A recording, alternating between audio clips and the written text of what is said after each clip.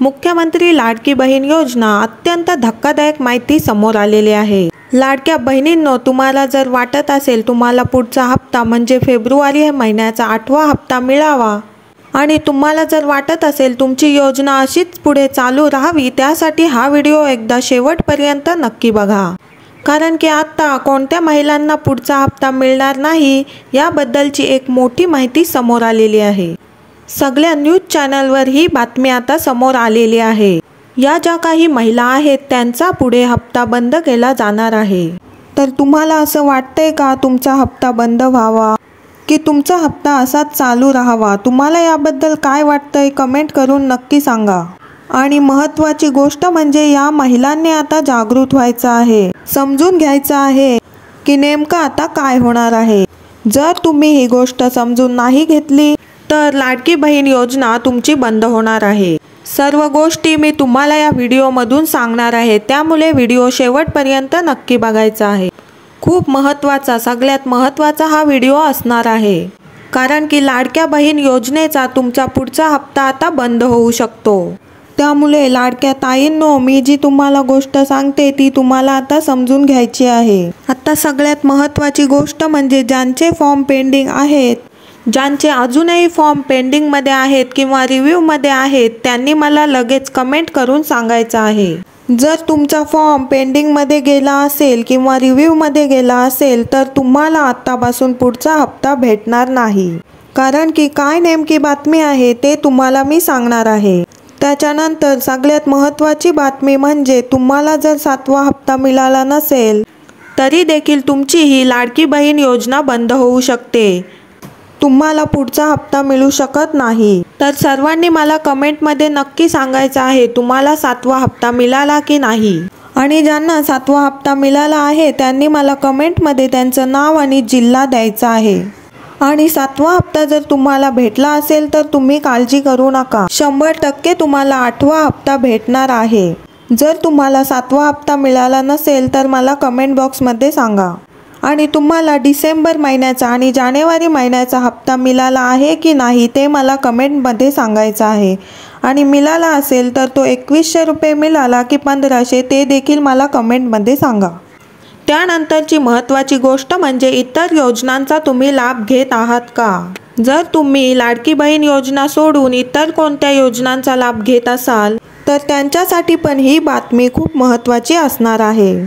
त्यानंतरचा पुढचा महत्त्वाचा मुद्दा म्हणजे तुमच्या उत्पन्नात जर वाढ झाली असेल, तुमच्या कुटुंबाचं वार्षिक उत्पन्न जर वाढलं असेल तरी देखील तुमची लाडकी बहीण योजना बंद पडणार आहे।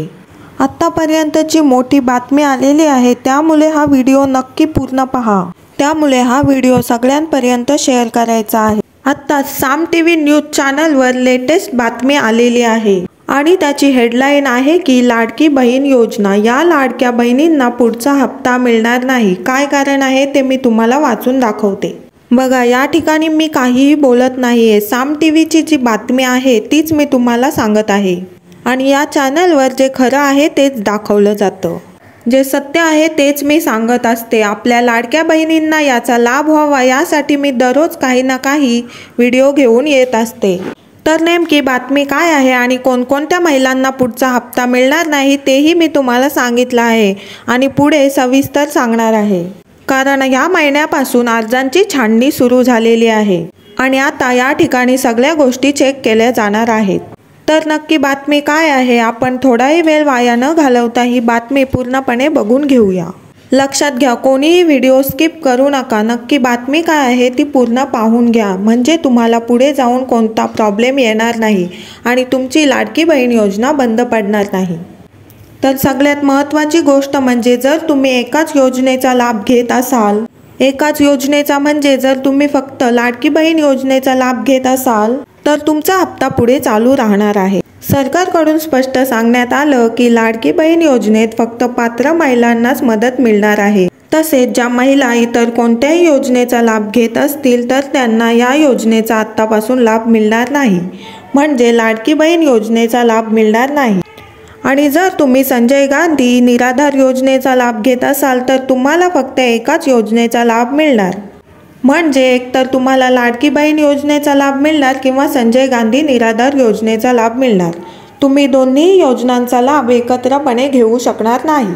म्हणजे लक्षात घ्या, लाडकी बहीण योजनेच्या फॉर्मवर जर लाडकी बहीण योजनेच्या पुढे संजय गांधी योजनेच्या ठिकाणी जर तुमचं यस लिहून आलेलं असेल तर तुम्हाला यापुढे दुसऱ्या कोणत्याही योजनेचा लाभ मिळणार नाही आणि तुम्हाला जे हप्ते मिळाले आहेत ते वसूल देखील करू शकतात। त्यामुळे मी जी एक गोष्ट तुम्हाला सांगते ती लक्षात घ्या। तेव्हा तुम्ही सगळ्या ताईंनी एकदा आपल्या फॉर्मवर नक्की जाऊन चेक करा। म्हणजेच तुम्ही ज्या ठिकाणी फॉर्म अप्लाय केला त्या वेबसाईटवर जाऊन तुम्ही चेक करायचं आहे आणि मला कमेंट करून सांगा की तुमच्या संजय गांधी योजनेच्या ठिकाणी यस लिहून आलंय की नो। प्रत्येक ताईने मला कमेंट करून सांगायचं आहे। जर संजय गांधी योजनेच्या पुढे रकान्यामध्ये जर नो लिहून आलं तर तुमची योजना पुढे चालू राहणार आहे आणि जर त्या ठिकाणी यस लिहून आलं तर तुमच्या लाडकी बहीण योजनेचा पुढचा हप्ता बंद होणार आहे। त्यामुळे सर्व ताईंनी आजच चेक करायचं आहे, कारण की आता 7व्या हप्त्याचं वितरण झालेलं आहे। बऱ्याच महिलांना 7वा हप्ता मिळालेला आहे आणि त्यामधून थोड्या ताईंना मिळालेला नाही आणि ज्या पात्र आहेत त्यांना मिळाला नाही अशा ताईंना 31 जानेवारीपर्यंत जानेवारीचा 7वा हप्ता मिळून जाईल। त्यामुळे ज्या उरलेल्या ताई आहेत त्यांनी अजिबात काळजी करू नका, 31 जानेवारीपर्यंत तुमचा 7वा हप्ता जमा होणार आहे।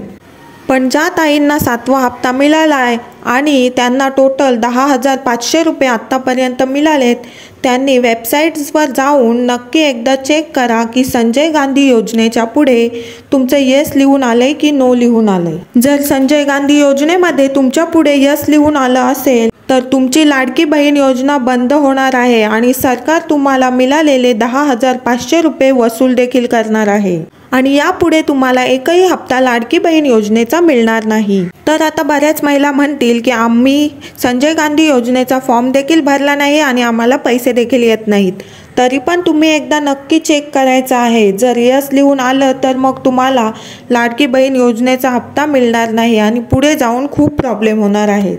जर तुम्ही निराधार योजनेचा हप्ता घेत नसाल आणि पुढे यस लिहून आलं तर आपल्याला आताच त्याच्यावर काहीतरी ॲक्शन घ्यावी लागेल, त्यामुळे लगेच जाऊन एकदा चेक करा। त्यामुळे सर्व ताईंना माझी रिक्वेस्ट आहे की तुम्ही एकदा नक्की चेक करा आणि मला कमेंट बॉक्समध्ये सांगा की तुमच्या फॉर्मच्या पुढे काय लिहून आलंय, म्हणजे त्या ठिकाणी तुमचं स्टेटस काय दिसत आहे आणि तुमचा जिल्हा मला कमेंट करून सांगा। प्रत्येक ताईची मी कमेंट बघणार आहे, प्रत्येक ताईला मी मदत करणार आहे।